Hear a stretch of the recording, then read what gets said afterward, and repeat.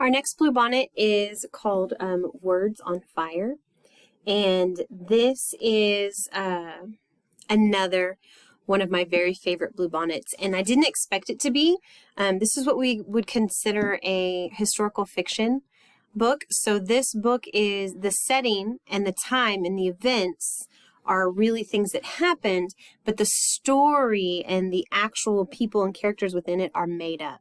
And so this story is set in 1893 in Lithuania, and there is a 12-year-old girl. Her name is Audra, and she lives on a farm with her parents in Lithuania. And at that time, the country of Lithuania was being invaded and taken over by Russia.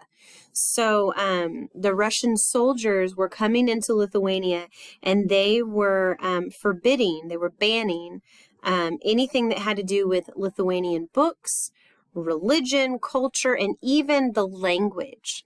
And so Audra is at her farm, and some Russian soldiers come by and actually end up setting her house on fire, and she gets separated from her parents. And so this 12-year-old little girl has to figure out how to survive on her own and how to get to a place to where she can get some help.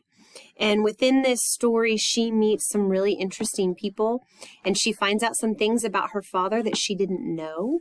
And she ends up, I don't want to give it away, but she ends up taking over what her father had been doing.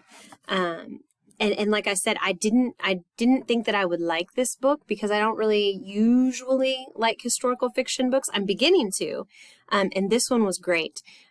This was probably my second favorite Bluebonnet of this year's Bluebonnets. So if you think that sounds like an interesting story, or if you've heard, I know that we have a couple of sixth graders who've read this book and one of the teachers, and they really, really like it. So if you've heard them talk about it and you want to give it a chance, come on down and check it out in the library. Words on Fire. I think you'll really like it.